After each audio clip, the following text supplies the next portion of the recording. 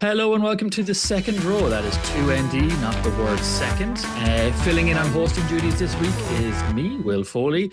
Porrick, unfortunately, is missing this weekend and possibly the best weekend of Six Nations rugby that's ever occurred. So unfortunate for Porrick. But he will be back as normal next week. That is the plan. I'm not here alone, though. I am here, as always, to talk about Connacht and Irish rugby. But with me this time is the 2023-2024 Old Belvedere Player of the Year, Jason Flynn Wall. Hey, Jason. I know. Thanks for that introduction, William. Yes. Yeah, I'm very proud of that fact. Yes, a nice little glass trophy that I have, and a photo as well. Yeah, that was a good year. We didn't win the league, but I got a lovely trophy. And a little backstory to that as well, because Andy Farrell is associated with Belvo. And he was there on that award night. And as I was going up to get the award, he was sitting down and I put my hand on his shoulder, and I went, I'm still available. He starts laughing. I was like, I made the Ireland head coach laugh. I won. and for everybody who doesn't know Jason, Jason does play props. So like there was a legitimate chance that might have gotten taken up in the Six Nations campaign with the way we are going on props. So I'm sure you'll have some thoughts on the propping situation in Ireland and maybe how Tom O'Toole did this week. But before we get into the Ireland game and all of the games this weekend, rugby news, not too much. Again, it's all mainly Six Nations, but we do have some coaching ones. So starting with Connacht first, as always. So Rod Seb is leaving Connacht at the end of the season. Again, I suppose we talked about this in the context of Prendergast leaving Munster last week.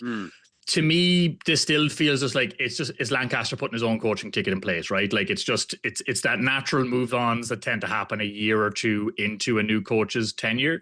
I don't think it indicates anything major. It'll be interesting to see what happens or where he ends up, but I'm not reading anything else into it. Similar with Prendergast of like he probably wanted a more senior job, he's not getting it, and Lancaster's probably looking to bring in his own guys. That's my assumption in it. Exactly, like that, like the head coach, like they're going to give the other coaches like a season with them, and it's like, oh, okay, they're aligned with my values, my views, and the way I want to have my team. So yeah, it always happens. Like you said with Pendergast, he was very vocal about I want the head job. He didn't get it. He's like, okay, I'll stick around, and then he's like, okay, maybe now it's time to move on, and he's more likely to go to bat. With Connacht, it's the same thing. Lancaster's come in. We all know how great of a coach he is. He'll have a certain way he wants to play it as well. So he probably has someone eyed up already to go, and he's like all the best wishes to the kind of coaching team as well. Like, yeah, so I don't think there's much for us to read into it. It'll be interesting to see who comes in his place or exactly, what happens in that kind of change. But I don't read anything more into it than that. Other big coaching news then as well. New Zealand have a new head coach. So Dave Rennie appointed as the New Zealand head coach. Again, probably like we were talking very briefly about this before we started recording. I think the interesting thing is here he's not coming from within New Zealand, which has definitely I don't know if it was official policy in New Zealand rugby for a long time. I feel it was like an unofficial policy that you had to be like coaching in New Zealand the year prior. Yeah. That was a whole thing with Schmidt for a while, wasn't it? When there was talks about him potentially taking over. It's like, well, he's not a coach. He's an assistant coach, but he's kind of needed to do a little bit of that to potentially get back into the job. So interesting they've gone outside from that point of view. And Rennie was in Japan, right? That's where he was up. He was in Japan, you see. So he also, I was listening to some of the interviews that were going during the week, and he makes a very good point. He's like, I'm coming into this team. I haven't been a manager or coach of a New Zealand team, so everybody here has to earn their jersey, which I quite like.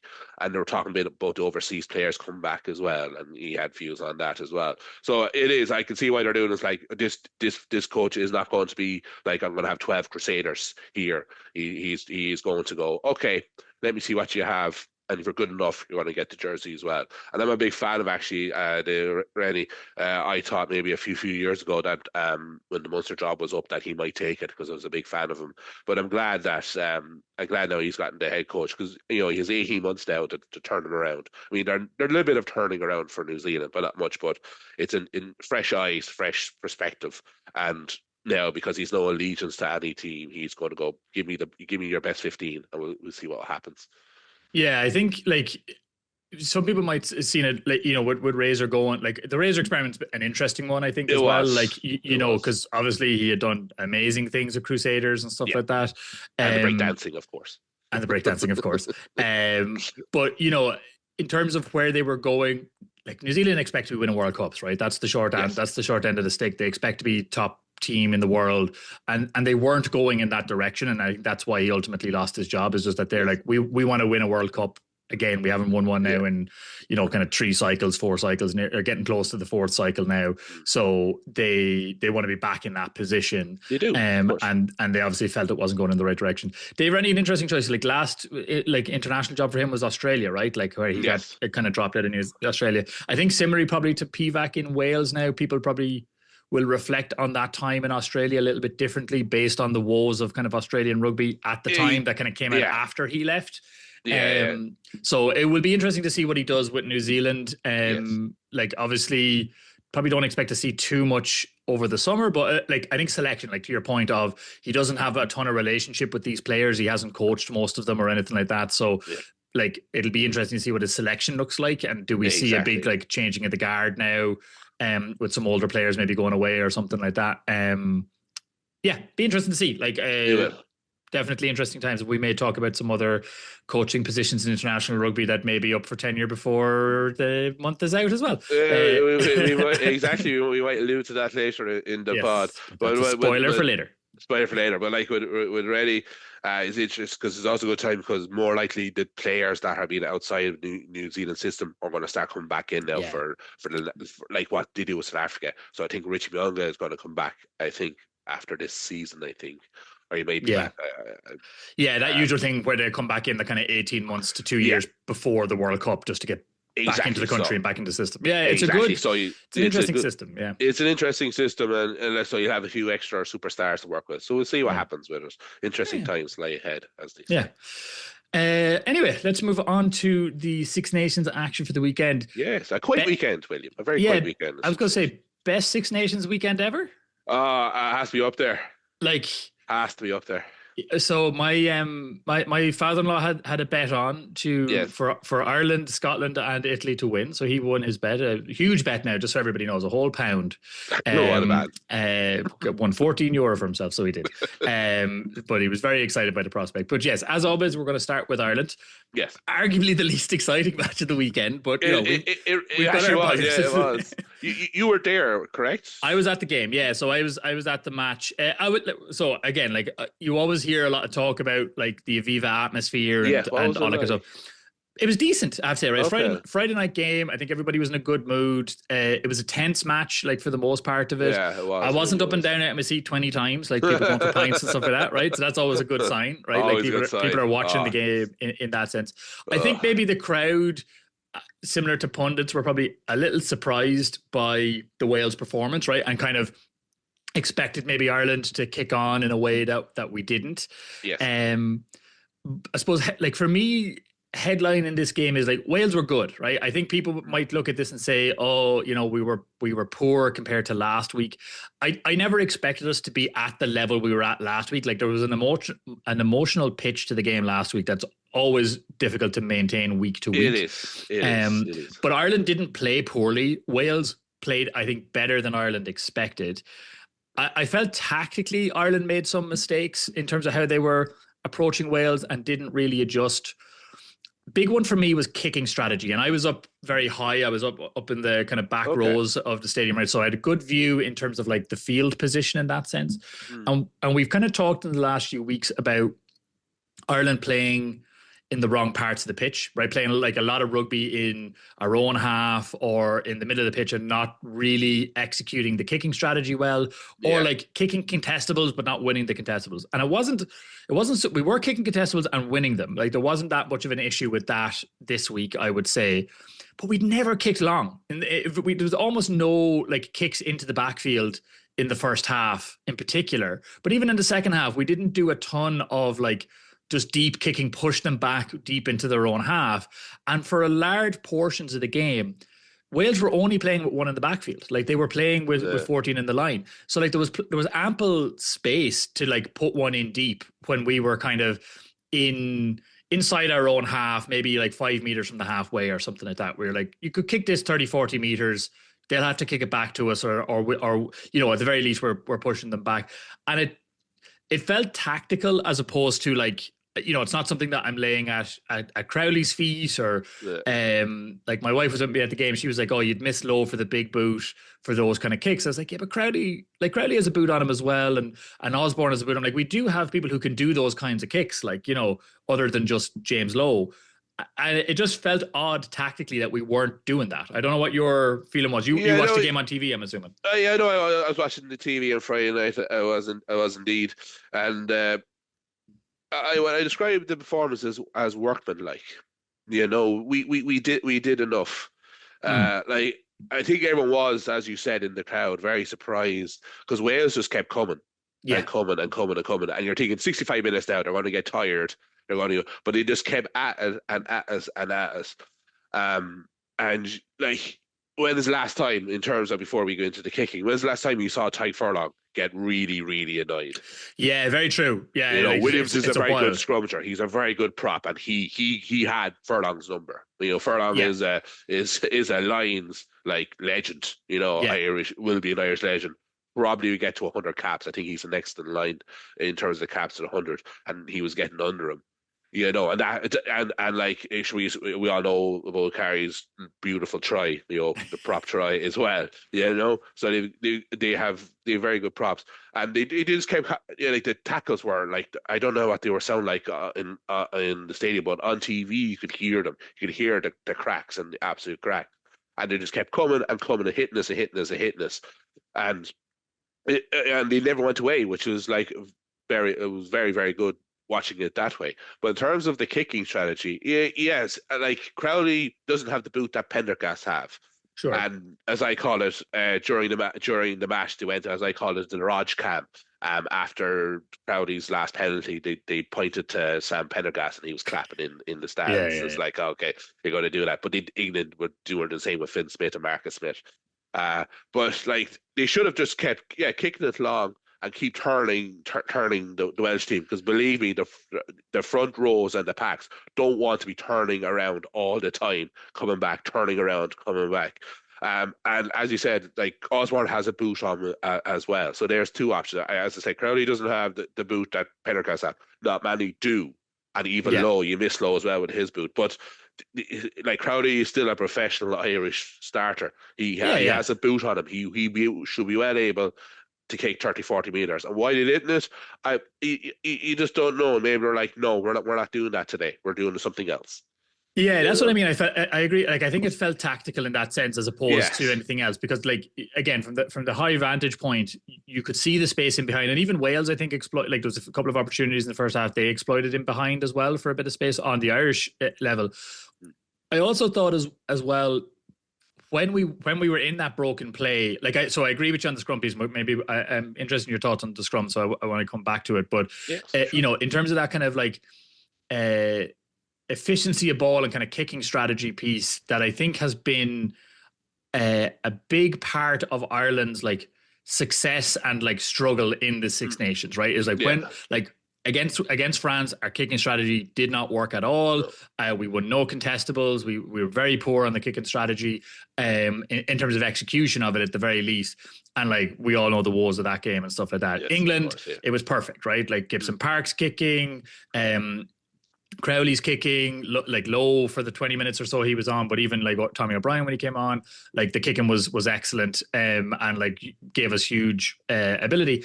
And I did think in this game, like when we were kicking contestables, and maybe this is why they stuck with it, we were winning the majority of the contestables, and it was getting us field territory. Like we were, like they when Wales looked strong in defence is when we went to multi-phase play. So when we went to like 4 or 5 plus phases, you could see the defence got set, and like I would still say we were still throwing different shapes at them. Like it wasn't just one-up runners. We were, we're passing 2 out and 3 out, and like in fairness to the Wales defence, they were dealing with what was coming at them. It was like they must be exhausted today. Like there was so much getting thrown at them, particularly in that first half.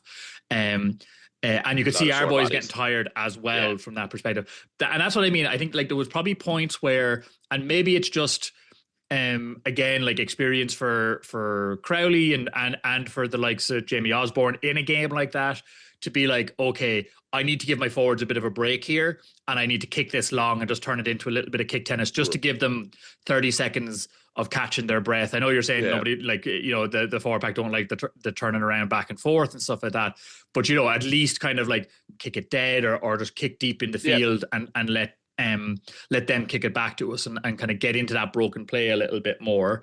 So I just thought that was interesting. I think we got good play out of it, but there was, again, opportunity kind of exploited there. Equally, I felt a lot of, and this will probably be more aimed at Crowley. I don't know, again, what the view watched it on TV was. I watched it back, certainly the first half of it back today.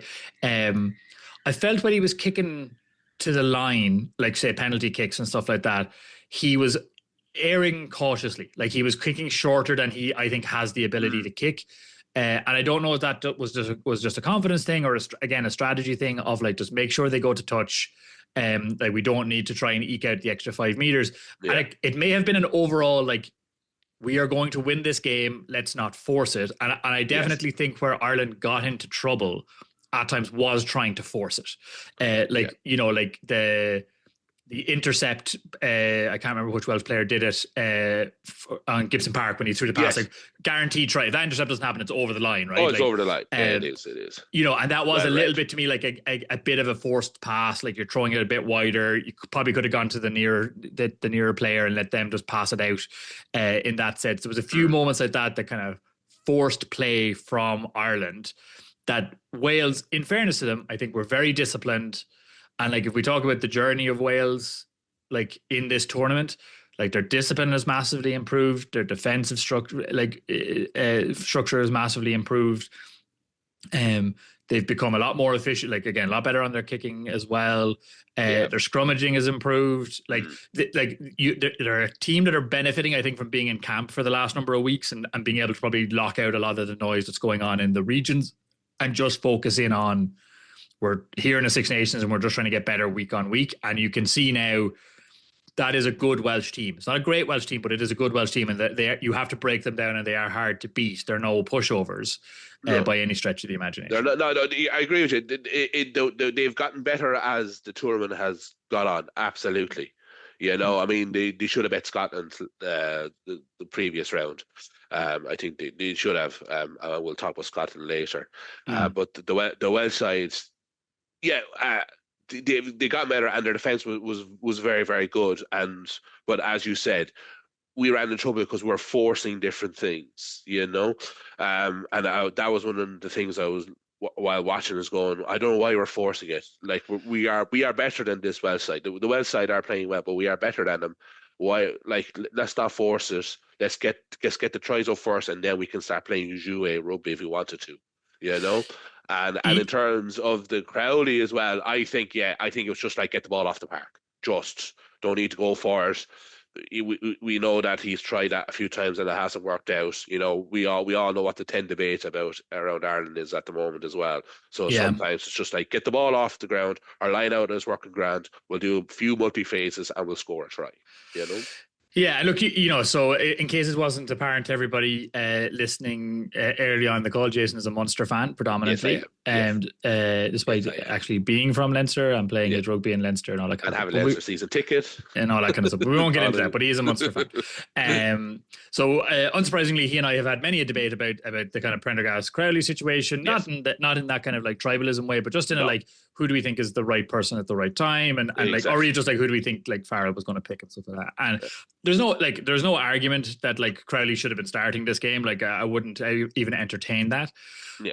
One thing that did occur to me after the match is, which is interesting in this whole kind of Crowley Prendergast debate. And I wonder what your thoughts on it are. Like, so Prendergast catches a lot of heat for his tackling and his defense, right? Like in the media and stuff like that. Yeah, he does. Crowley does not get the same heat for his kicking. And his kicking is worse than Prendergast. Like his place kicking is like his kicking percentage in the URC is worse than Prendergast's. Yeah, I think his kicking from hand is not as good as Prendergast's. Like I'm not saying it's bad, but I think like Prendergast like that has a bigger boot on him. He's obviously got the kind of the spiral kick and all that kind of stuff down to a T. But he has more weapons, I think, in terms of kicking from hand and place kicking accuracy than Crowley. And I would always argue the point of like, a 10 needs to be a kicker before they Yep. need to be a tackler, right? Yeah. And it's interesting to me that he doesn't catch the same criticism. And I wonder now with him getting the 10 jersey back and presumably now in that jersey for the certainly next week and for the foreseeable, let's say for the summer, possibly for the autumn. I agree. Yeah, Crowley being the 10. Yeah. Is he going to start catching heat? Because like he missed a, I would say, quite kickable conversion. Yeah. The other one maybe a little bit trickier, but one like that was a bad miss. And then his kicking from hand at times lackluster, right? Like that, like kicking to touch and stuff like that, like not getting the distance on it. I just wonder, will he start to come? Will people start being like, yeah, he can tackle, but so can like 12 other players on this field, and most of them can't kick, and we have better kickers on the bench. I just wonder, is that a criticism do you think that he might start coming under, or what's your thoughts on his kind of kicking at the moment? No, I mean that's one in front of the post. Like William I will get that. I mean, it was a bad miss. There's no way around it. I know the kicking, some of the kicks that he was doing, the conversion of penalties. There was disruption in it. Disruption in his in his setup and stuff like that, and stuff. So that might contribute to it. But like, you are an international 10. You should make it then. I agree. Yeah, he can tackle and he takes the ball to the line. Like Sam does, and Sam likes to step back. Yeah. And Sam's passing is better than Crowley's, and Sam has a bigger boot. We all know that. He's and the spirals, like Sam's kicking out of hand can be absolutely amazing at times. But in terms of, like, for me, the 10 debate is probably settled now for a while, even with kicking, which means then, okay, so Crowley's the 10, his kicking has to improve, because now we're not talking about who's starting in the jersey. Now we're going to talk about the player, and this player is missing these easy kicks, and why is that? And that will start coming under more scrutiny, I think, because some of those kicks were poor, like the one in front of the posts. Like the commentators didn't realize Hugh and he assumed, it just assumes like he missed it. It's like, yeah, they missed it because the camera had panned away. It was like, I was like, it was poor. It was very, very poor. Yeah, and I think again, like, scoreboard pressure is so important in Test match rugby now, right? And like, it over, just keeping it moving forward, and even I think like, in people's memory of, like, so it's not a ton of points, right? It's like 4 to like 6, like it's somewhere between 4 and 6 points he missed, right? Let's put it that way. If you put over 4 of those, the scoreline is 31-17. And it does look a little different, right? You are okay, that's a lot more comfortable than what we thought it was. And it just creates that bit more distance. You go 10 points up, not 8 points up. You're more than you're 2 scores away. That's kind of like properly 2 scores. They couldn't like kick a penalty and all that sort of stuff to kind of win it. So it's I do think like that. I agree with you that, like, I think the 10 debate is settled for the meantime. I think Prendergast needs to rebuild his confidence, right? Like, yes, and I think the reason, while Crowley's kicking may not be of the same quality, when both are kicking quality, like Prendergast's confidence was so low, he was kicking poorly anyway. So like, it's kind of a moot point in this Six Nations. But I just wonder, over the next little while, are people going to start? If it is settled and we don't see Prendergast kind of like emerge now in the summer or something like that as a starting 10 again, is it going to come back? Is it going to come under much more scrutiny? And it'll be interesting to see how he responds. It will, and that'll be another level as well, because we're like, okay, you have to get kicking, like even Raj says, or says, like, you have to be about 80% higher. He's not at 80%, and you need that, because it will come, because it's not a problem until it becomes a problem. Until we lose a 2-point game, until we lose a game by 2 points, or we lose a game by 3 points or something like that, and he's missed a conversion or two. Then it's conversion, the exact conversion or two, and there were easy ones and stuff, and then this heat start coming on. Like, for example, we are playing New Zealand in Eden Park, like they haven't lost that since 1994. I mean, and he goes and he misses a couple of conversions, and we batter them, and we still lose. You're like, then the conversations will come. Exactly. Again. Because like, particularly when you get into that top 4 territory in terms of the best teams, like playing a France again or playing a South Africa, it's always going to be a tight game in that sense, right? But I think, anyway, look, moving on from that debate, let's talk about the scrum for a little bit, right? I think obviously one of the big topics there is Tom O'Toole at loose head for the first time. I mean, I think he did well that sense, right? I don't think he did anything particularly wrong. Wales, I felt like before the game, the place they were likely to go after us was the scrum. Scrum, That they would have a bit of dominance in the scrum in that sense. They did and they didn't. I feel like they weren't trying to like force scrummaging opportunities, or anything like that. And I don't think they got true dominance in it. Like there was penalties on both sides and there was turnovers on both sides. You play prop, obviously not at an international level, like in terms of as a player in that sense. What was your take on like that kind of him switching over to loose head and that? Did you see anything interesting, I suppose, in the scrum from the Ireland side? Because it has been an area of weakness for us. It has. I like that he's gone over because people forget like Porter starts at tight head and they move over to loose. Yeah. And like we all know how Porter is important now. Porter's scrummaging, we could be here for 3-4 hours talking about legal or illegally what he does. But I think I'm a big fan of Porter, always will be. I think he's a phenomenal player. But we need a backup, and I think Tom has done well because, as I said, that Welsh front row are very, very, very good. They are good scrummagers, and the scrum was good. We are, of course, missing a few people behind it as well. I would like to have seen Igdabo actually in that scrum just to give it a bit more heft as well. Because with the second row just powering through, it gives you the front row then extra oomph to go forward. And eke out a penalty or have the big thing is have the question in the referee like, all right, you're the one that's causing the trouble here. I'm going to watch you. Even though they might not doing it, it's just about like giving the referee the picture. But overall with the scrum, as you said, it was fine. There was penalties on both sides. We all know that Furlong was getting absolutely.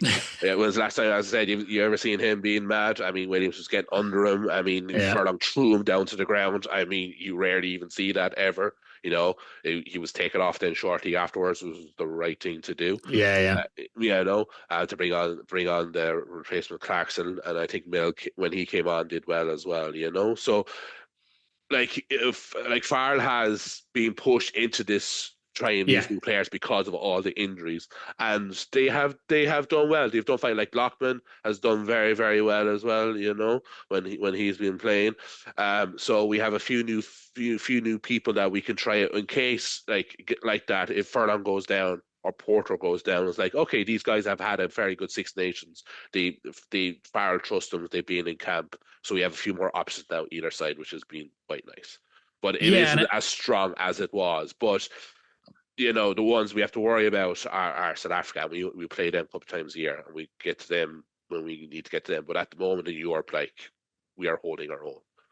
Yeah, and I think, having the more options and knowing that they can at least do a job, in that sense, even if they're not going to be I think Porter and Furlong are some of the best props in the world, right? When they're in form and in their position, right? So it's always going to be hard, and particularly in Ireland, it's always going to be hard to immediately replace them with like for like in that sense. Yes. Oh, it is. But we have been, particularly Porter, we've been so reliant on him playing 70, sometimes 75 minutes.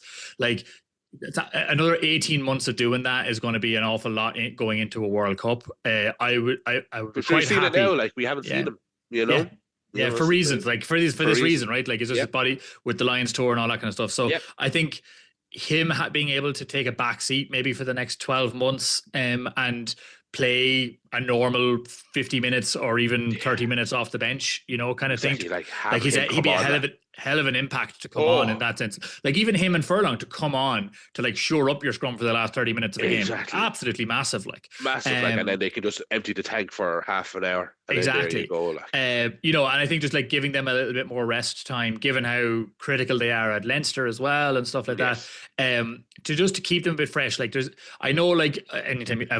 you ask a coach, they'll be like, no, we're not looking to it. But there's clearly an eye to 18 months time to the World Cup here, right? There is. And some of them have said it kind of a little bit of some of the depth building is with that view of 18 months time. And good, like I said, definitely hand force. I don't think we would have seen this many players tried out in the front row. No. I think there's been 16 or 17 players tried now in the Six Nations by Ireland, which is one of the highest we've ever had in terms of rotation in a Six Nations squad, which is fantastic. It's great. It's great to see. Even if his hand was forced, but it is even great if his hand was forced, it is what it is, right? Yeah. And obviously we've seen it in the back line as well, and Yes, things we like are. that. Um, yeah, I think, look, scrum held up fine against a solid Welsh scrum. Yeah. Like wasn't the winning and losing of the game in that No, sense. no, I think the forcing of the passes and that kind of stuff was where we got into trouble. We absolutely. we did have some kind of mixture in the back line as well, with Stockdale getting a start. Yeah. Um, Obviously he got the opening try of the game. Lovely line that Fantastic, yeah. Like, fantastic. and I thought he McCluskey was again. excellent in that opening 20 minutes, but He was. I do feel he kind of either, like, he dropped off a little bit, or maybe Yeah. just Wales kind of shut him down a little bit at that stage. But Mm, both he and Balakoon were quieter than they have been, than certainly yeah. Balakoon has been in the tournament up until now. Some of that, I think, is just people focusing on them more, right? Like, now that Balakoon is becoming a rising star, he just gets that bit more attention. Exactly. He still, I thought, looked dangerous ball in hand. He had some lovely breaks, some lovely run throughs, some lovely offloads. Like, again, picked some nice lines. They both linked up well on the wings at various stages as well. Did Stockdale do enough to unseat the likes of Tommy O'Brien though? Like, hard for me, no. Right? I'll No, put my story there. I'm a big fan of Tommy. I think Tommy's a phenomenal player. He's so physical. He's a great read of the game. He has a boot, and more importantly, because of Ireland, he's fast. Like him and Balakoon are fast. We need fast wingers because every other country that top tier rugby have fast wingers. Yeah, I mean, yeah, look at Billy Murray example. Like, yeah. look who these speed demons like Wales and Scotland and England have. Like, I'm a big fan. But I think, to me, if you're putting your starting, if everyone was fit and as you were, it was a perfect world, I would have Balakoon and Tommy Bryan as the two wingers. Yeah, I think, I felt it was probably hard done by Tommy O'Brien not starting this weekend after the Yeah, performance against England. I'm sure there's exactly. reasons behind it. Some of it might have been just for a bit of rotation and keep him fresh for next week. Who knows, right? In Who that knows? sense. But we'll know this week when the team gets announced. So Yeah, exactly. exactly. But I would agree, right? I think Stockdale did well. He Yes. probably did enough to kind of keep in the squad. Like, we'll see. I always feel for Stockdale. It's 5 years since he got a try for Ireland. Like, you know what I Yeah. mean? He hasn't had a lot of opportunities to get a try for I know Ireland. he was so Uh, lucky with injury. but Like just, he came yeah, out with started like a speed demon. Sure, we're like, oh, this man is real grand, and then with lack of form and injuries, and then he get yeah. up, and then and then the game moves on and stuff like that. Like, but I was delighted for him. It was a beautiful line. It was just so good. Wales didn't realize until they happened what happened by the time Stockdale was putting the ball down. They're like, where did Yeah. he come from? Like, it was a beautiful try. And a great little pop pass from like McCluskey in that move as well, right? Like, It was so lovely, lovely, lovely pass. and I think McCluskey, again, was probably quieter than he was. He was probably playing a more traditional 12 role in this game, and I think that was partially down to the Welsh pressure, right, in terms of defense, Yes. where he was carrying, and there were hard yards he's carrying, and he was getting those extra yards that he always does. As like just the big unit that he is, but he wasn't getting a chance to do some of the flashy No. stuff that he's done in other games from that point of view. But I still think, one of our better players on the field. But just given the defensive efforts of this game, like, very much a forwards game, right? Like, I felt in that sense, like it was the back rows in particular, like, that were just on top. Like, Conan obviously had a great game. Great game. He had a great game. I think like what makes this a good game to me as well, like, and maybe some people felt it didn't hit the highs. It obviously wasn't the highest scoring game of the weekend or anything like that, but it did feel like a proper test match. Like, it was a proper back and forth. I don't think I felt overly concerned that Ireland would lose this game at any major No, same points. here. No. We're always going to win that game because we are Yeah. better than them. We are, like, Wales have improved, but we've so much experience and we've so many good players. I was never in touch, but like that it was hard hitting, and sometimes Definitely. you just gotta take the hits and get the win, and just get. And I think out if that second try gets allowed, right, like early in the game, in that kind of opening 10 minutes or so, and you go arguably 14-0 up or whatever, would have been 14-3 at that stage. May have opened. Yeah. Maybe Welsh heads would have. Now, Wales are not a team to drop their heads, and have shown in this tournament that they don't drop their heads and stuff like that. I do want to ask again, as a fellow prop, Reece Carr's line break. how much, like, how much is this going to get referenced in training for the next like year? Already is. All the WhatsApps in Belvo. Yeah, it was beautiful. Absolutely. What a try. And I love the way he's smiling before he hits the line. Yeah. It's just, and it is a beautiful try because he turns Balakoon, who is no slouch. No. And off he goes. And I know the gap between him and the furlong, but it's a beautiful, beautiful try. But it goes down also back to Osborne, not because he's the fullback, not telling the two lads where he is. Because by the time they realize what's happening, he's turned everybody. But I love the smile. But he, like, the speed on him, and he was gone. Oh, it was a lovely, lovely try. Proper freight train moment, right? For a prop, and like, no different than yourself as a prop like that. Freight train, like, if you get ahead of speed up, it's like a winger ain't stopping you. Like, it's going to be a speed bump. Not going to be able to stop and get him over that line. But I agree with you, right? I think like Ireland are going to look at that and be like, yes, he got a lovely moment. That is our defensive mistake, not his tactical brilliance or anything of that nature. No. But it's like the lovely handoff he did to Balakoon, but it was defensive mystery completely. And you saw the difference in the second half when they went on the wing as well, and Conan is tracking the Welsh player to stop the pass from the inside as well. So you're like, okay, that's not happening again. Let's shut this down now, like, from that perspective. Exactly. Very much felt like a Sean Cronin moment back in the day for Ireland, like just like speed demon for a prop and for a front row, in that sense. Like, he's not exactly cutting the mold of Dan Sheehan and Rhys Carr, but as the sort of hybrid rocker. But he's not. But I just love the joy in his face. I just love it. And like even in the crowd, obviously were like loving it as well. And like even as an Irish person in the crowd, you're just like, look, can't deny the man his flowers in that moment. Like, best moment of the game, right? Like, easily the best moment of the game. Like, it's just so rare you see those things, and it's fantastic from that point of view. Sticking maybe with the scrummaging bit for a moment, we did have a free kick for something that I have not heard in a long time, which was not hooking the ball. Yeah, when was the last time anything was ever given? When was the last time anybody hooked the ball to start with? I'm struggling here because when it happened, it's like, what? If you watch every scrum from every age group as it is, it goes through the loose head every time. They are not even going near the hooker anymore, and nothing is ever called. Ever called. And he's like, not hooking.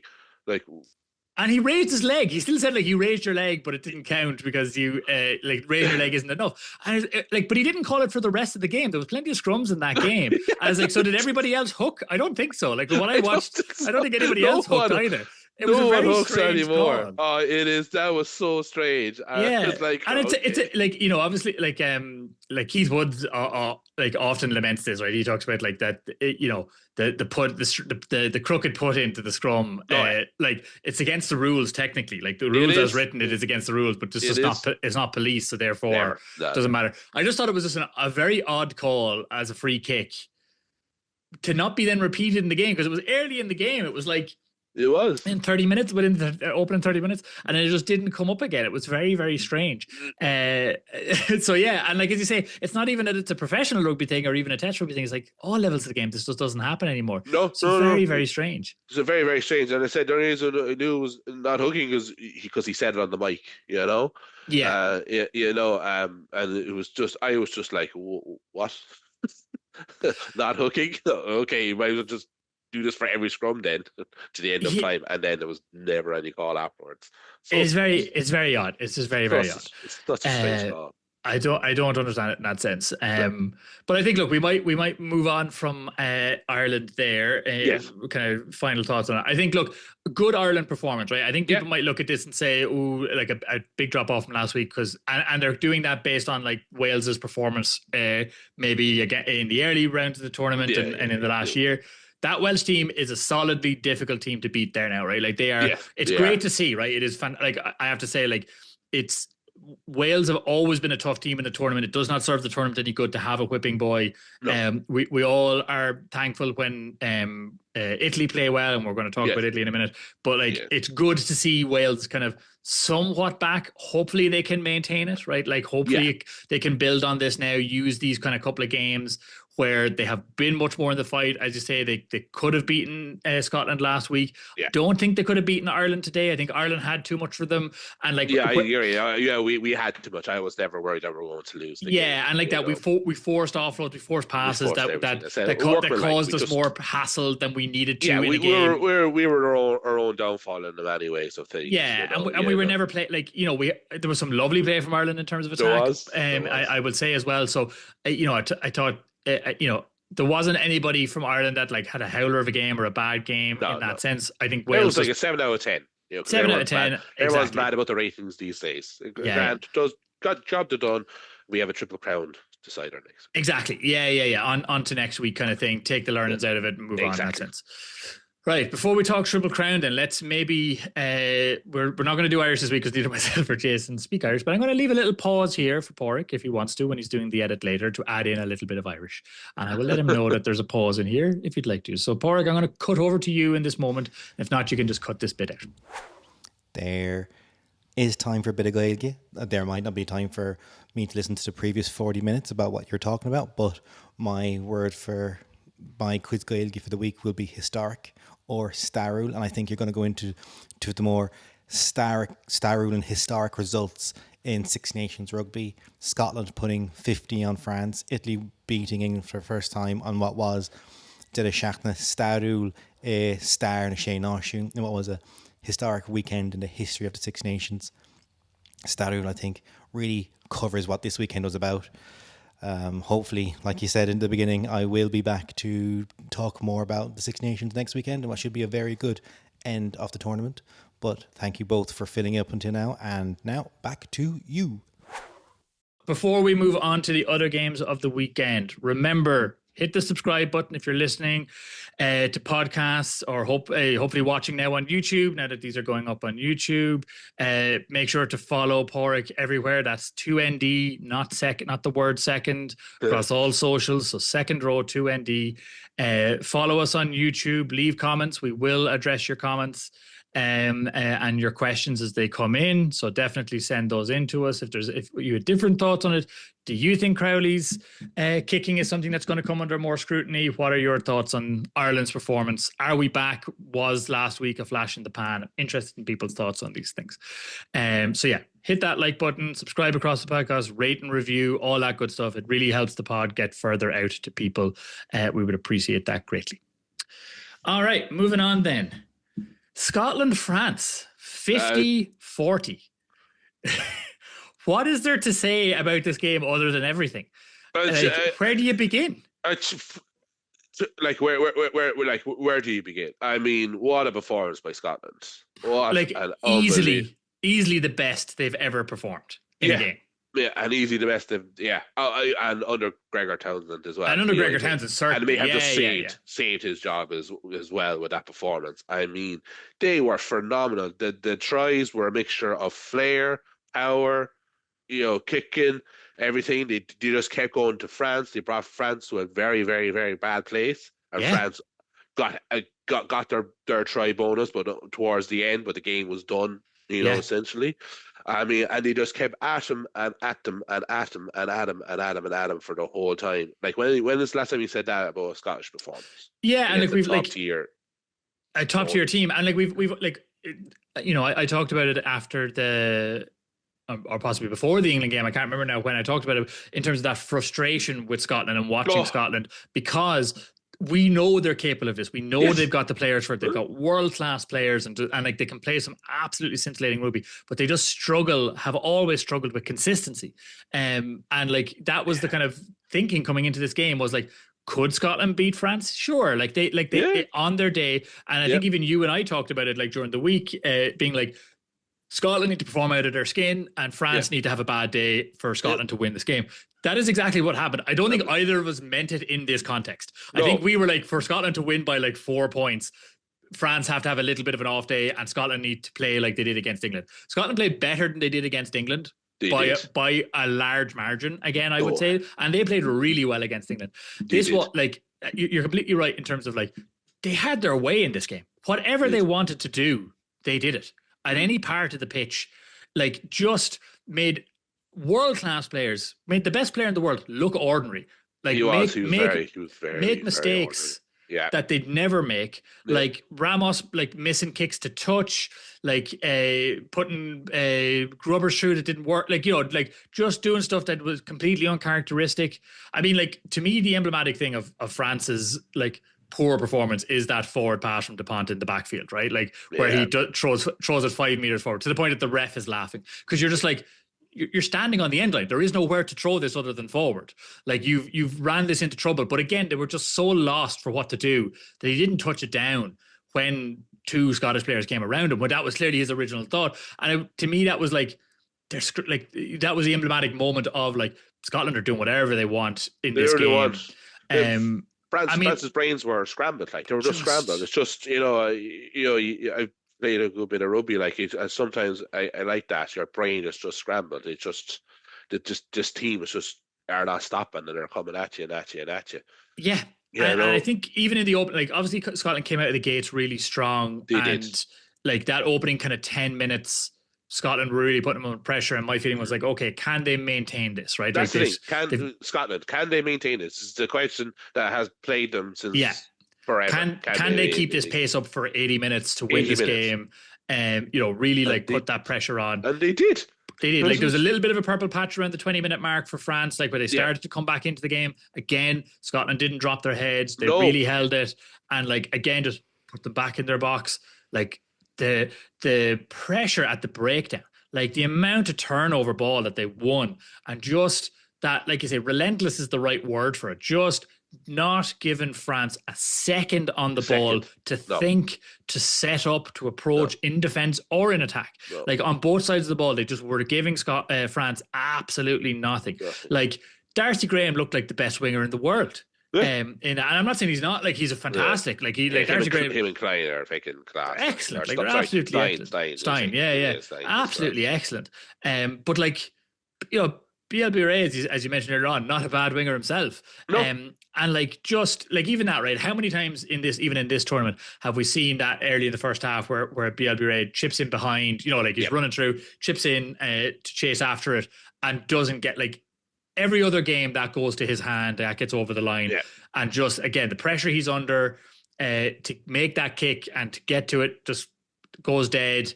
Just everything was going Wales's way in this game. Like they just, like I get it. It's hard to pick out an individual player or an individual like factor that like won them this game so emphatically. Like the scoreline flatters France. Like 50-40 absolutely flatters France. I mean, the last two tries were the last couple of minutes, as well, when we were going for it. It does. It absolutely does flatter them. The thing is, like, even though France were loud, like the tries are scored were very French tries. They were excellent, everything. But at that stage, the game was up. It's just Scotland just went, no, you're not losing today.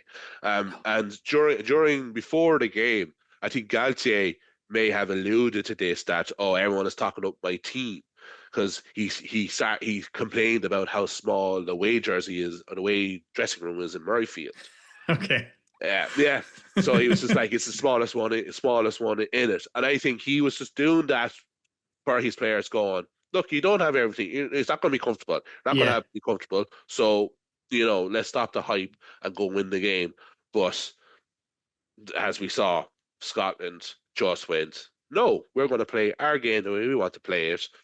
And they made Dupont make all those. It was the last time we ever seen Dupont do that. All the mistakes, repeatedly, like miss passes, like going in over balls that he shouldn't, like just getting caught, like everywhere. Like again, I think even like at scrum time, again they had their own way. Like I know the Scotland scrum is slightly larger than the it is. I think it's like 20 kilos larger or whatever than the French scrum, but still, like that is a very solid pack. Like it is, and the French scrum isn't what it was maybe a couple of years ago, but still very, very, very powerful. But even like Murrayfield came on and like, I think he started on the bench, right? He was so done, or did he start? I can't remember, did Murrayfield start? Anyway, it's irrelevant. But like one of the best defensive players for France. And again, same thing, just couldn't get a foothold in the game, couldn't get a foothold anywhere. Schoeman looked like, again, a complete and utter worldie on the pitch, just doing what he wanted to at all times. All the day. Tossing people around like rag dolls and just having his way, like absolutely having his way through the whole game. Finn Russell wasn't even the best player on the pitch. Like, No. you know what I mean? And like, he was really good. He was excellent. He was very, very good. Like, But he was like, no one excellent. saw about Finn Russell that game. Everyone else was just talking. But that's the thing. Everyone was talking Scotland play well. It wasn't like, oh, Finn dragged him over the line with his worldly performance. It's just everyone in Scotland decided, no, we're going to win. And it is mad because bar a monsoon in Italy, they will be going for a Grand Slam. This weekend, which is absolutely insane. Yeah, it's mad. It's great. Like, it's great that they're in that position in that sense. Super Saturday indeed. Yeah, definitely. Like, it's definitely shooking up the weekend, next weekend, in that sense. Like, to talk about France maybe a little bit more for the moment is like those kinds of defeats are they can be existential, right? Like, you know, like Ireland has been on the receiving ends of those kind of beatings before, like like the 2019 like World Cup, right? And I would say particularly the quarterfinal against New Zealand, right, where we got pulled apart absolutely in multiple directions. Like, there are moments where you start to question everything, right? You start to question the approach and like what it is. To me, it like, I don't know if they will question the approach as much as they will question their own execution and just like letting Scotland into the game, and then just like they just dropped their heads completely and just lost their focus on their own game plan. And that seems to be the case, you know, and it shows you how hard it is to win a Grand Slam. You know, because which is great. Like, it's a very important reminder. Like, it is not easy to win a Grand Slam. No, you know, it's not. Like, that French team are phenomenal. They are absolutely phenomenal, and it's just they just came to Murrayfield, and Scotland's were I don't care who you are, we're just going to batter you. And it was great. It's great. It's great for tournaments. Great game. What a game. An amazing game. Like, just unbelievable to watch in terms of like knowing the context of the two teams and kind of the trajectory through the tournament and like history between the two teams and stuff like that. Exactly. Even the fact that, like, you know, like, records beaten all around for Scotland. Obviously, their biggest ever score against France. Their biggest ever score in Murrayfield in the Six Nations. They've only scored the most points they've put up in Murrayfield. Apparently, this is what I heard about it said on TV, was 32 points was their biggest score, which is very low for the Six Nations. Yes. In that sense, surely I would have thought at some point a poor Italian team they would have beaten by more than that at some stage in the past. Here, I was just thinking that, like, you know, exactly. But that's huge, like massive kind of like like in that sense for them as well, to like be putting up those kind of scores. I think the questions for me, just because of Scotland, like it will still take another game or two. If they play like that against Ireland next week, then I will stop probably thinking of them in terms of inconsistency, right? You know, I think you need to do something like that away from home against another big rival to do it. And that's like two big emotional performances now. Third, it's going to be taxing. It's the last weekend, you know. I'm going to miss it. They're going to miss it a few. There's a few players that'll be missing as well. Stein is definitely. There's no way he's going to be right for next week. You know, and a few that won't be 100% either. But of course, it's the last weekend. You see, you know, and they are coming to Viva, and they haven't. Gregor Townsend's never beaten Ireland. There's a lot of hoodoo there and stuff like that. A lot of hoodoo there, so they're going to have all of that build up for the week. You know, and Ireland's, you know, going for Triple Crown, and we have our own questions and everything. Like, you know, but I agree with you. Like, if they do that against us, like, we will lose that game. You know, definitely. I don't see, unless, again, we'd have to put in a complete world level performance as well to win that game. I think the only criticism I would have for that Scotland team is letting France in for those last two tries, right? Because letting France get the losing bonus point, it means they're second in the table rather than first. It puts it in France's own hands to win the tournament, right? Versus putting it in Scotland's own hands to win the tournament. And I think that's probably, in fairness to Scotland, they haven't been in those kind of positions very often. And that is something that comes with being in those positions. And like, they would have needed to shift how they were playing into, like, we're now just shutting down this game. We're not going to play as open and broken because we're not going to risk another try, and we're just going to pin them back, because winning by 50 points, like scoring 50 points is great. Winning with a bonus point and them not getting any points is more important now, because that puts us in a position to win the Six Nations. I think they have never done, or haven't done in however many years. They've never won it since it's been the Six Nations, right? Or have they won the Six Nations? They're the last winners of the Five Nations. Of the Five Nations, right? So they've never won the Six. They've never won the Six Nations. You know what I mean? So, and I think that is some of just like that on-field management of being in that position to win a tournament and something that hope, like, they may come back to regret, right? Like, they may look back on this and say, fantastic performance this season, beat people we never beat, into second or third in the table, but we had our opportunity to win it against France, and if we'd just controlled that game better, we would have won this tournament, and we need to think about that if they beat us next week. From that perspective, France, like, I think obviously they will come away with, okay, it's still in our hands to win this tournament. Yes, they are at home. They're at home. A very broken England side. And like Le Crunch, they can always get up for Le Crunch, right? They always tend to get up for that game as well. They will be looking at it as, we just need, if we win this game, and particularly if we win at a bonus point, the trophy's ours, and that's that. Doesn't matter what anything else happens. They don't have to pay attention to their games. Points difference is quite high as well in terms of actually that, as you said, that's why it was unfortunate that they got their fourth try because they would be the point behind, and it would be in Scotland's hands. Yeah, it just means in their hands. Everything exactly. If they win with a bonus point against England, they win outright, and it doesn't matter. They can't be caught. No. The only scenario where Scotland or Ireland have a chance here is England winning that game and denying France any kind of bonus points and stuff like that as well. Yeah, exactly. But if Ireland do end up and it's going to the last game and we're still in with a shot with the Grand Slam, I do feel a bit bad for the Aviva Stadium staff, because they'll have to stay there all day until like 10 o'clock, and then it'll be in the middle of pitch, and now the lads will be in the empty stadium lifting the trophy. I know. It'd be a very odd one if that happens. It would be very odd, but I suspect that France should beat. Particularly the way that England team is performing. Yeah. Like, do France make any changes now on the back of this? Like, what do you do, right? Like, after a game like that, like, it's like, again, it's hard to single out an individual player and say you are the reason, or you played poorly, or, like, you know what I mean? It was just like, is it just okay, let's consign that game to the history books? Yeah. We're not, like, we know, everybody knows what we did wrong there. Yeah. We're not going to, like, spend too much time analyzing it.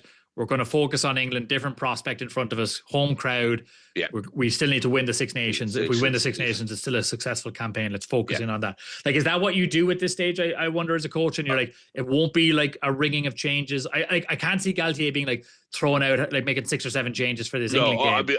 I'll be honest with you. If I was the coach of that French side, I would send the same team out again. I think you kind of need to, right? Like, you kind of have to put the same team out and let them. I would say them, like, for the reasons. Yeah, exactly. But for the reasons you said, you're at home. You have Six Nations on the line. Like, it's Le Crunch. This England team are there for the taking, absolutely. And you can put performance when they went, all right, the Scotland game was a one-off. Scotland played excellent. All right, so this French team are what we are all saying that they are. Yeah. And I would send everybody else. I would absolutely send the same team out. I agree. I think like you're not, like, this feels like a blip rather than like a crisis, if you know what I mean, right? And we'll talk about England in a minute, and maybe the crisis in English rugby. Like, we could be looking back on this in 9 months' time and say it was a crisis, right? Like, and say, like, this is the moment that things started to fall apart for France. But I think today, if I'm Fabien Galtier or I'm in the French camp, I'm not looking at this in a crisis. I'm looking like, whoa, we completely we underestimated our opponent. They absolutely got on top of us. They played unbelievably well, better than we've ever seen them play. And we lost our heads in a game. Yeah. Okay, I'm going to focus in on the losing the heads piece and how we get our heads back into the game here, rather than individual moments and talents and kind of decisions that went wrong. And even on top of that, they were absolutely just brain scrambled. They still end up scoring their tries. And I think that's the positive they can take out of the game. They're still beautiful tries. Still played well in the bits that they were able to get into the game. Exactly. And they will take solace in we still kept it in our own hands, right? We lost that game, but we got enough out of it to keep the title in our own hands. So, like, we are still a championship team, and we're still here, and we can still win this thing. So they will take some solace of, like, not all is lost, not all hope is lost in that sense. No, absolutely not. No. Okay, moving on then maybe to where maybe all hope is lost. Italy, England, another record for the weekend. Italy, with their first win ever over England. I said it for a few weeks that I felt Italy were going to win this game. I don't think at the start of the tournament they would have been targeting this game. I think they would have been targeting the Ireland game as a potential one that they could have won based on Ireland's performance. But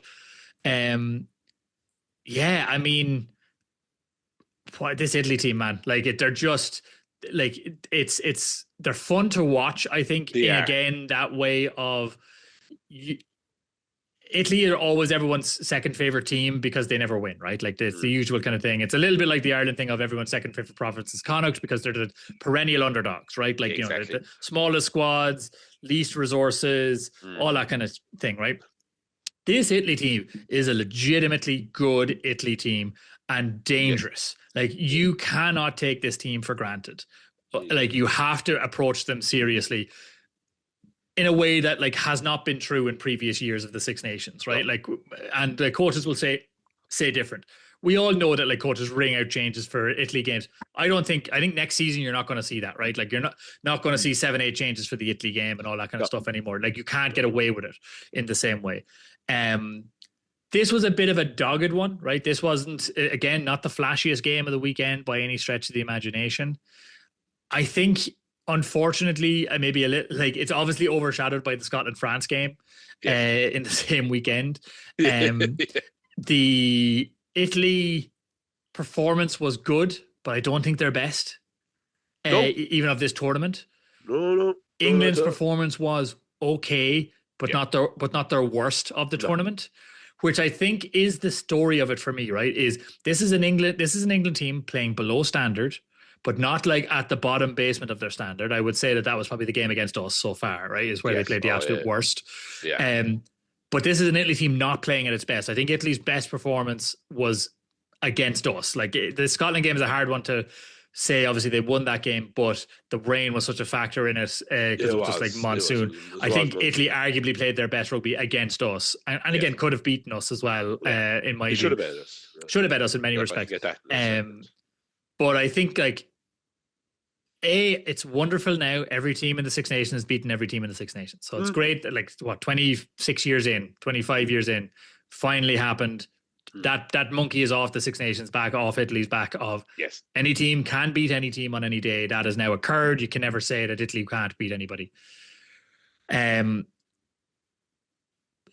Wales next week I think will be interesting, but like focusing on his team, like Menoncello first and foremost. Before we went to it, I have to say, Forza Italia. I mean, Forza Italia, definitely, absolutely. We were watching it in the clubhouse, and everybody was cheering for Italy, as you said, because it's against England. Yeah. But I will say this: this Italy team have a Six Nations in them. Yeah, I think a little bit of luck has to go their way to win a Six Nations at the moment, right? Like.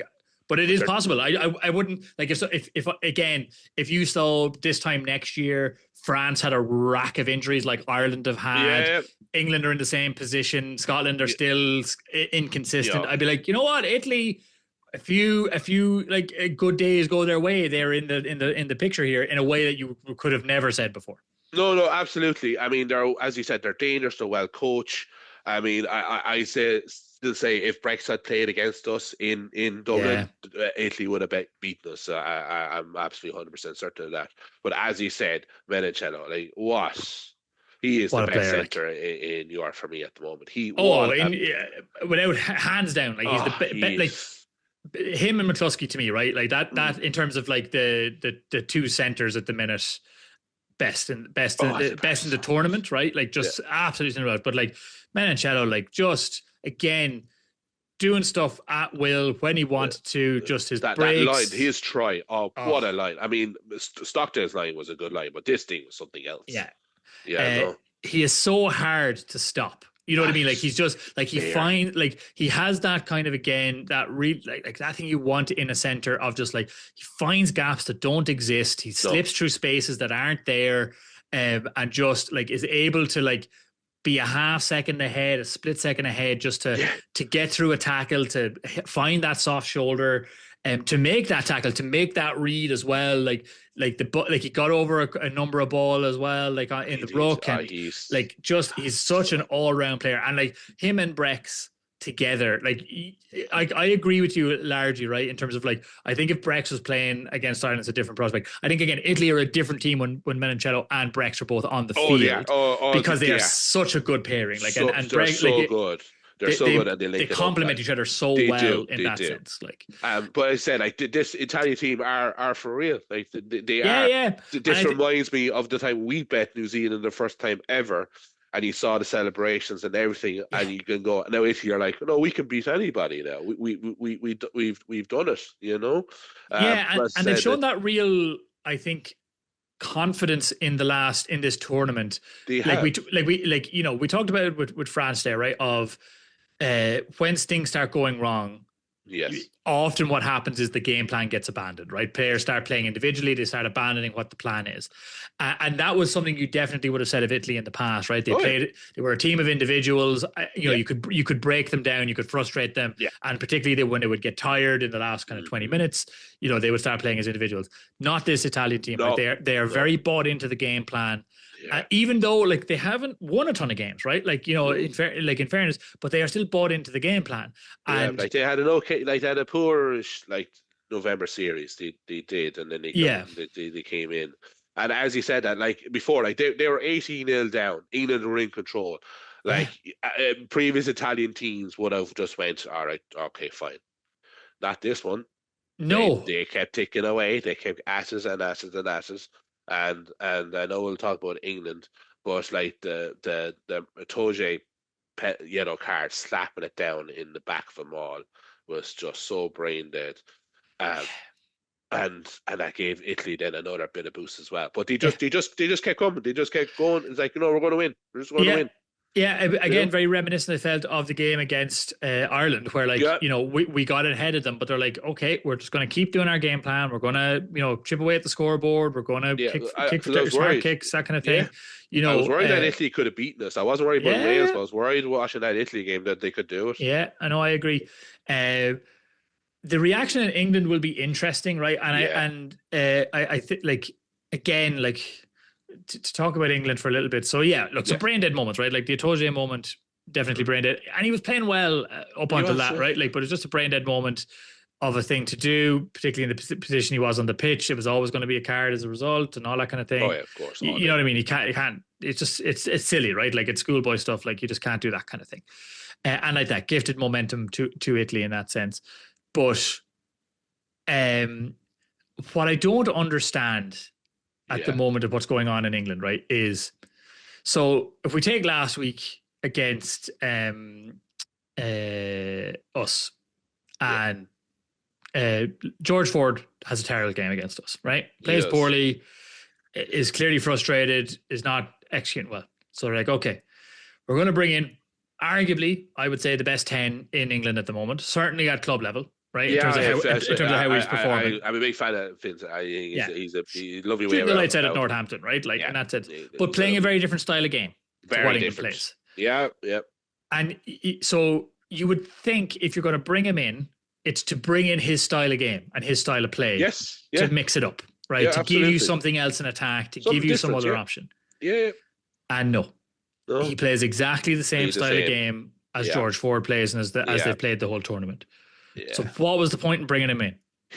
That's the thing. You were bringing him like to change it up. It's like, okay, Finn, off you go. Do what you do for Northampton. Yeah. And they just went, no, just kick it.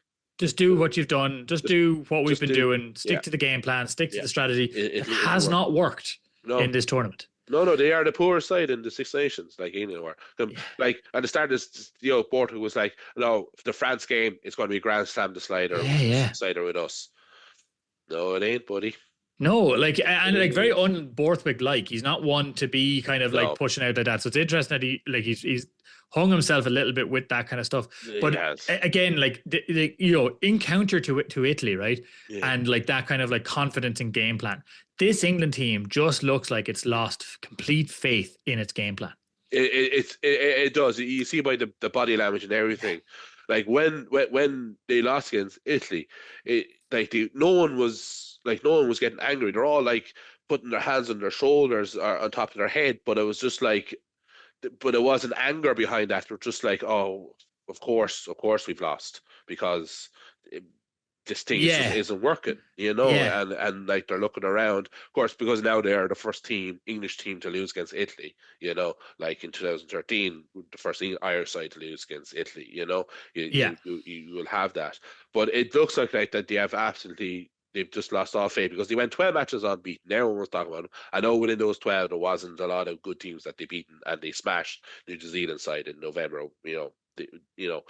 And that New Zealand side were there for the taking though. But it's just because the talent and the pool that they have, they are on paper a phenomenal Oh team. yeah. They are amazing players and stuff like that. Like, you know what I mean? There's no shortage of talent here. No.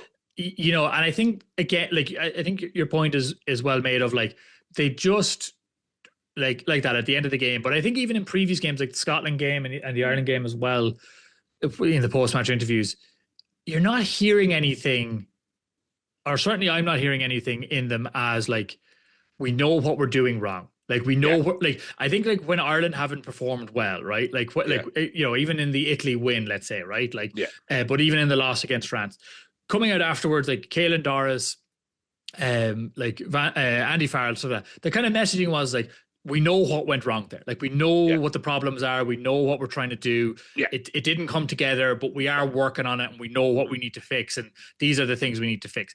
You know, and we're trying to, and we are working on it, and it will come together. And you know, bear with us and that sort of thing. But you're not hearing that out of England, right? You're not hearing that like we know what the problem is. It's a bit of a like we've tried nothing and we're all out of ideas, right? Like it has that feeling of it. It does. It really does. Like it's hard not to look at the coaching ticket in my mind, right? And I've obviously said this, like you and I have kind of discussed this like offline of like, if Borthwick lost this game, would he be gone? Would he be gone? Like I don't think he's not gone this week. Don't get me wrong. Like he's not gone till after the Six Nations. They're not going to change him out this week if that's the case. Now they have come out today with the dreaded "we are backing him." All confidence in the manager. Yeah, the worst thing you can get. All confidence in the manager. But there's a caveat to that as well. But there will be a full review after this tournament. And that's my assumption, right? Like I never expected he'd get dropped mid-tournament. Like they weren't going to do like Wales last year or anything like that, right? Like it was always going to be a post-tournament situation. But like, I don't think they're going to get rid of him, William. I know, I know, and you think I know. We've had a discussion about that. I think they will. Because the point that I don't think they're going to do it because it is 18 months out. I know everyone's going to use Razzie as like it can work. But Borthwick was the 18 months replacement. He was. You know, that's it hasn't worked. And up to now, it hasn't worked. I think I think they'll give him to the Summer Nations. Actually, I don't think they'll get rid of him if they have a poor Nations tournament. I think they'll get rid of him then, which will be way too late. I know. But I don't think they're going to do it after the Six Nations. I think they're going to wait till the summer, and if he has a good summer, they'll stick with him then. But I think unless the summer series is an absolute disaster, I think it a little bit will depend actually on this weekend, right? And we've kind of said that every week, right? It'll depend on the next week. But I think like it's what 4 games on the trot now they've lost, right? 3 games on the trot. They lost against us, Scotland, and Italy. Italy, and if France go out and break that England side, the calls will get absolutely high. I think even then, I don't think they're going to get rid of him. I think if France embarrassed them, right, which is very possible, very possible, right? Like based on how France have been performing in the tournament and how England performed in the tournament, we could have a reversal of the Scotland-France game this week, where they get absolutely torn apart and embarrassed. Yeah, if that happens, that is 4 losses in a row that are 3 of which are embarrassing, really poor performances to Scotland, Ireland, and France, and a loss to Italy, a team you have never lost to before. I do not see how they keep the coaching ticket in place. If that happens, if you are talking at the start of the tournament that you are going to win it, or you're going to be in a Grand Slam decider, and you come fifth, in that scenario, I do not see how you can say that. How anybody could say his job, he should be kept till the summer. I don't see how you say. I know, and I see your point, but I just don't think they're going to get rid of him. I think they'll wait. I think they'll wait to the summer. My thinking of that. I know everyone might be listening, or like they came fifth. They've had a terrible run. Why wait to the summer or to the end of the summer? I just think give them the time to review the Six Nations, what went wrong. Give him then the month of July for this Nation Series Cup. And then if it is that bad, then change it. But I think he should be given a little bit more time, to be honest with you. I understand what you're saying, right? Yeah. And I wouldn't be surprised if that happened. Yeah. My view is a little bit different. I think if they keep him for the summer, they keep him till after the World Cup, because I think they can't, like, any coach they would get in at that point will basically say, like, I can't guarantee anything. Yeah, no, they'll have a year with the team. They'll have 3. Yeah. I know the new coach will have 3 training camps basically. Because I think what you're into there, if we go to World Cup comparisons, is you're into the comparison of Razzie. Always right, versus Australia. Yeah, in the last World Cup with Eddie Jones going, right, and the kind of parachuting in immediately before, and even Borthwick himself, right, like, you know, which did go well in the sense of they got to a semi-final. But I think the manner in which they've been beaten and the fact that they've lost to Italy as well, I think psychologically the way the team looks, because I think the problem here, I think the thing that will damn him, as you say, is that you know, post review is I think the players will throw him under the bus, right, is the first thing, similar to what New Zealand did. Similar to what New Zealand, right? I think if you're the players, I think in the post-tournament review, I think they will be like, we don't believe in the management anymore. We don't believe in the game plan. It's clearly not working. We need a massive change in game plan and a massive change in approach, which translates into we need a change in manager. That's my assumption of how this will play out from that perspective, that the players will be like, look, he's lost us. We're not playing from anymore. Like, we don't believe in his game plan. We don't believe in his approach because of what's happened. You know, we need radical change to get us back on track, kind of thing. Particularly because he is not stuck with a group of players. He has been chopped. He's chopped and changed to try and solve it, you know, each week. So it's not like he's got a group of players who are going to back him and say, look, if he goes, I lose my position in the team and all that sort of stuff. So I don't know. I just see, I'm not convinced that they. I know, and like that evidence would be to get rid of the Six Nations. I just don't think the RFU will do it. I think they'll give them to the summer. Yeah, and I think, like, you know, like I was just looking up their pool group for the World Cup, right? So like they have Wales, Tonga, and Zimbabwe. Yeah. So, I mean, the way Wales team are playing, if they played the Wales team next week, would they beat Wales? Yeah, I mean, it's a good point. You know, I mean, Wales are getting better. I mean, I know that'll be Wales, you know, 18 months on. You know, it's a young side, whatever. You know, they'll have more experience and stuff, and they'll probably find another couple of nice players as well. But I know, it is a tricky moment for them because no one was expecting this at all. That's the thing. No, definitely not. Yeah, like we were all drinking the kind of English media kind of Kool-Aid in that sense. Well, yeah, you know, unbeaten, all of this stuff, and now there are a few have a decision to make very, very quickly. Yeah, and again, I think some of it will come down to next week. If they put in a solid performance next week, and it looks like, okay, look, we had a dip, but we're back on track. And if they beat France, or if they are able to run France close, and it's a very competitive game, then that might stave it off. But I don't know. I think the call, like, the English media are not shy about making calls for changes compared to, say, the Irish media and stuff like that. Like, everybody's a darling until the moment they're not, and they turn on them. So let's see how it goes in that sense. But one of us is going to be right. One of us is going to be right. Yeah, exactly. In that sense, time will make a fool of one of us. One of us, exactly. In that sense. So we'll check back in when that happens. But I think, like, on the flip side, right? Like, I don't think any manager's stock has risen more in the Six Nations than Gonzalo, right? Than the Italian coach. What he has done with this Italian team, I think, in terms of almost like being a leveling force on them, right? I was listening to an interview with Garbisi during the week talking about it in terms of what difference he's made, and some of it is about, like, not playing too much rugby, right? Like, it's the kind of like, take your points, like, shut down the game, control it. That's how they got back in the game. They kept taking it over. Exactly, And Garbisi, I love the way he actually kicks it, because he kind of digs into the ball. He's the unusual kick about him.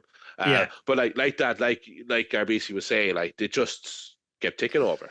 Yeah, and kind of like sticking to that of like, this is about getting points on the board. It's not about playing the most rugby or and like, you know, I think the point he was making is that what the coaches were saying to them was like, sometimes playing too much rugby is a problem, right? Like they're thinking of like playing rugby is the way to win the game. And they're like, yeah, sometimes it's not though. Sometimes the way to win the game is we by saw that with we saw that with us against Wales. We were trying to play too much rugby and it kept breaking down. Yeah, and it put us in trouble and stuff like that. We see it with South Africa and stuff like that as well, right? Like, you know, that's why kicking has become such a big part of the game. Exactly. But I think, like, look, his stock has risen massively in this, like, you know, and he's done a wonderful job with that team in this Six Nations. Like, fantastic win for them. All credit to Italy in that sense as well. I think, like, Menoncello, arguably player that, like, the tournament's going to be a hard one to call in this tournament. Obviously with Irish bias, McCluskey, Balakoon would be in the conversation there as well. I think Menoncello has to be in that conversation as well in terms of how they've performed. Yes. Like Scotland, like who do you pick out from Scotland? Like, is it Darcy Graham? Is it Finn Russell? Yeah, like it's probably Finn Russell for the England performance, right? I would say maybe in that sense. I mean, DuPont has always been good, bar last week. It's going to be really interesting to see who emerges in that context, particularly with who's won and who's lost, right? Like the way the tournament has played out. It's definitely the most interesting the tournament has been, right? And let's maybe absolutely. Let's talk next week, right? I think next week for me, arguably is the most interesting Super Saturday we have had in a very, very long time. Like we've had plenty of them where three teams can win and all that kind of stuff. Exactly. But the different like there is something interesting in all of these games next weekend. Even like Italy, Wales, like can Wales get a win? Like can Wales continue the upward trajectory they're on and win that game? Can Italy get 3 wins in a Six Nations for the first time? Yes. You know what I mean? Like can they have their best ever performance in the Six Nations? Like there's real stakes for both teams going into this game. Absolutely. Like Wales have not won a Six Nations game now since it's over 1,000 days.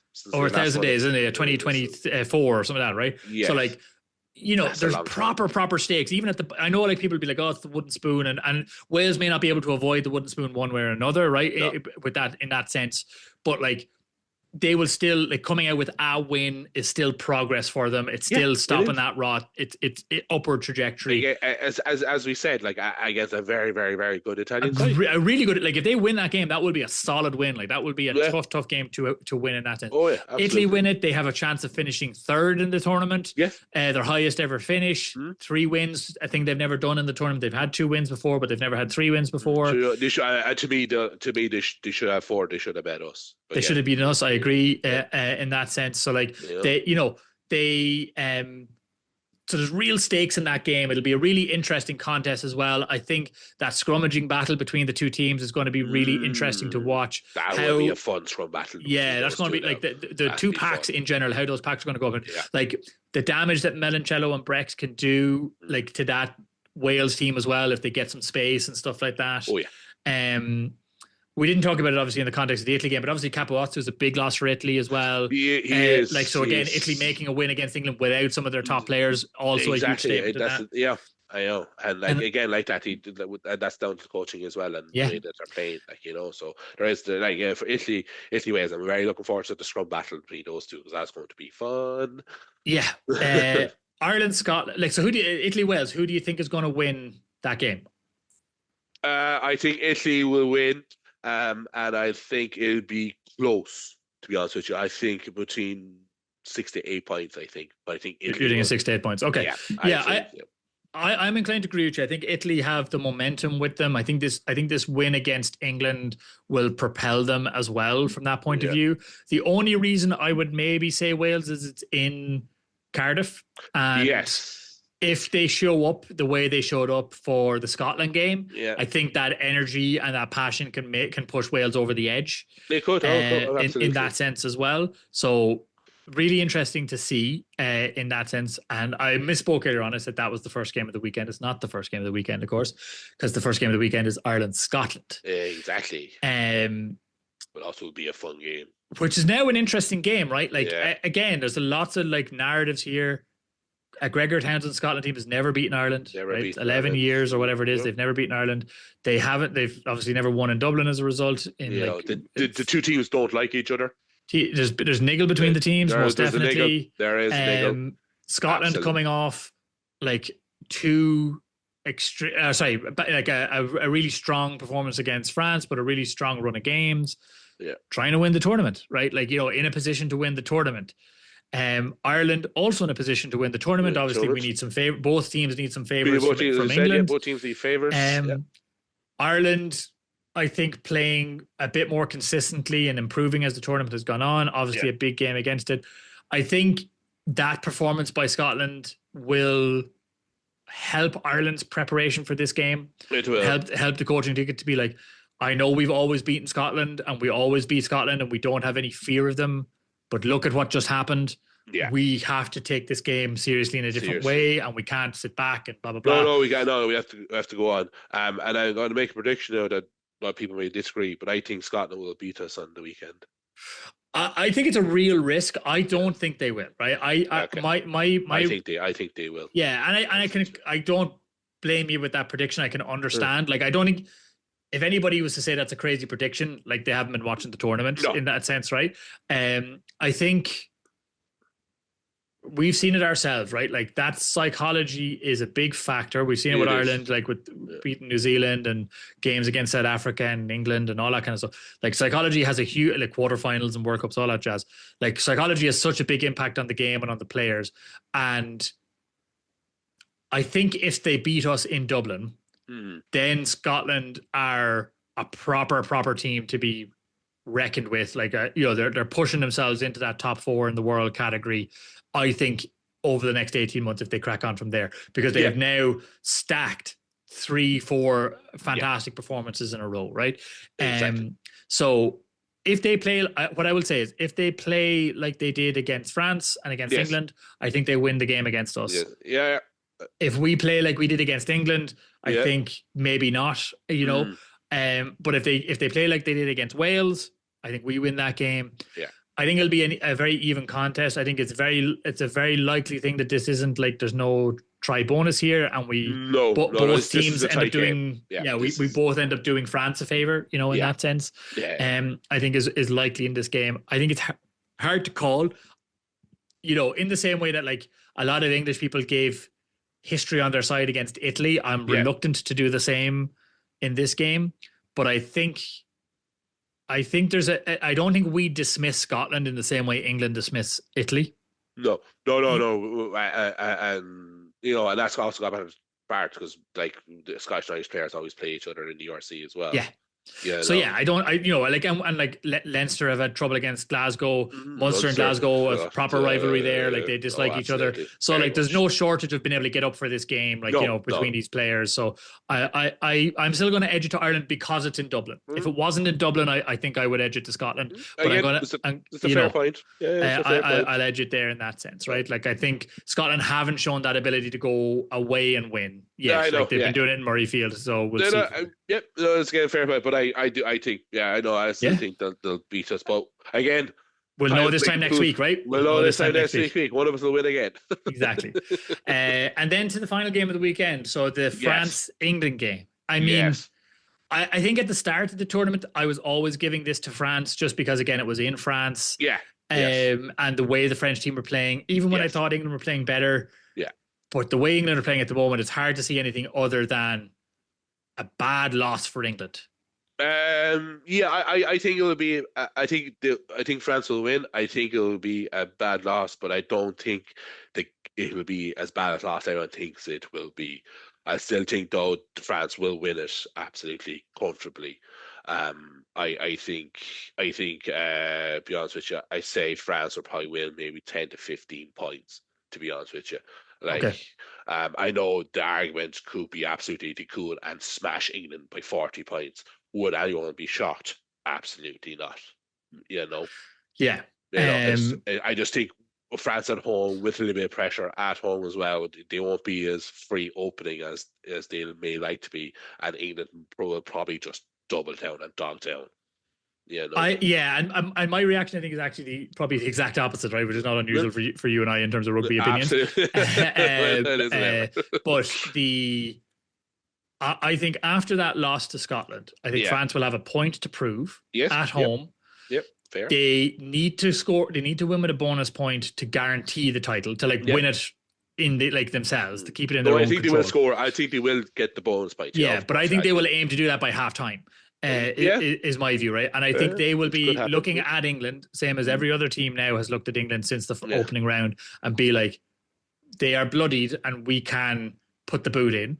And they will look to do the same, right? I think they will be, in the same way of in years gone by, if Ireland got caught in the hop, teams would have been like, hate to be up against Ireland next, or hate to, New Zealand get an embarrassing loss or close game. You see this in the rugby championship the whole time, right? Argentina runs them close or happens to beat New Zealand, and then the week later they play South Africa and they play out of their skin, right? That to me, last year, sure. Yeah, exactly. So I have a feeling that's what we're in for this weekend with France, right? Whereas I think there will be a big French reaction to this weekend, and they will want to silence all critics in that sense, right? Yeah, they will. So I think that will be the interesting thing, but in light of that, though, I do need to, for a moment, just give a public service announcement to Irish people. So this is directly to all of the people listening into Ireland. Everybody's like, I know this will be hard, but we do technically need to cheer for England next weekend. We do, yes. Right. I don't like the idea of it. And I've debated this because arguably, so on the assumption we win our game. Yes. And England win their game, we win the Six Nations. Fantastic. That's a good result. That's a great result. If we lose our game, yes, and England win, then Scotland win the Six Nations, but England also won, and that's bad. We definitely, so it's like, you want England to win that. Which is better? Which is better, England winning or us winning a Six Nations, or Scotland winning a Six Nations? Yeah, I know. It's an age-old question. Can they just both lose? Yeah, a draw. If we could get a draw. I'm like, if France win, they win the Six Nations, and that's a good outcome, and that's the best. Because they are the best side. They're the best side of the tournament. I am joking, obviously. Any English fans who are listening, we love you dearly. But we do also like to see you guys lose every now and again. Absolutely. But we want you to be competitive. Yeah, but we do too. Lose competitively. That's the idea. But yes, the permutations for Ireland to win this, I think, it's unlikely, right? I don't think we win the tournament. No. Strong chance of coming second. Obviously, if we beat Scotland, we can come second in the table, depending on how much we win by and all that kind of stuff. I think we have to score at least 3 points or win by at least 3 points against Scotland or something like that. There's some permutations for us to definitely come second. We have to. But see, I'm predicting a Scotland win anyway. So which would put us in third, right? And that'd be either France or Scotland winning it, and them in second, us in third, and then and then Italy probably in fourth, England in fifth, and Wales in sixth. I think is a likely order, right? I think France win it out. But it is again, right? It's proper. Good Super Saturday where there will be lots of permutations, there'll be lots of conversation, they'll be throwing up the graphics of where the table stands at this moment as everyone scores a point or do a thing. Exactly, everybody will have great fun talking to all the pundits on both channels about where we are. What a tournament's been, right? This is what I always love about the Six Nations, where it always feels so predictable at the start, and you can know where it's going to go, and always there's a curveball. Always it goes in some different direction than we expect it to. There's a result or a performance that we don't see coming. This is what makes it one of the best tournaments in sport, I would say, not just in rugby. And why we love it so much. It's pretty, as you said at the start. You could have said France Grand Slam, odds on. No. Oh, easy, yeah. Or even England. People would have been like, I wouldn't have put a pass it to be a Grand Slam decider. Yeah. We were like, we might be with a shot of it as well. Everything.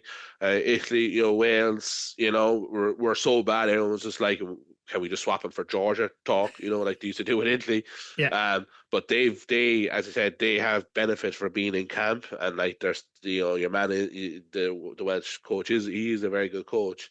and they have improved. Italy keep improving. England are the ones that have gone, downwards.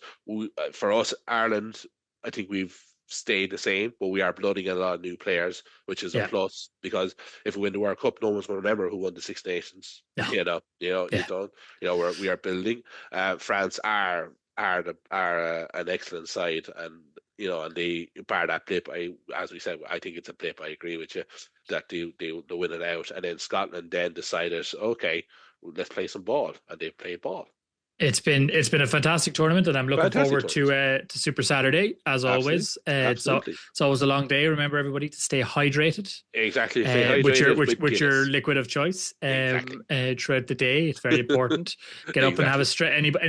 Any of you who are in the same age category as myself and Jason, in your 40s, remember to get up and stretch every now and again. Stretch, there'll be a lot of breaks in play, a lot of half times. Keep that back moving. Don't let it seize up on you. It's going to be a long day. Up the shoulders, settle in from that point of view, and we will be back with you next week. Remember, get involved, like and share on the podcast, and we will be back next Sunday to discuss the winners and all of the outcomes and who we think were what is the final twist and turn in the tale of this year's Six Nations. So until next time, goodbye and thanks for listening.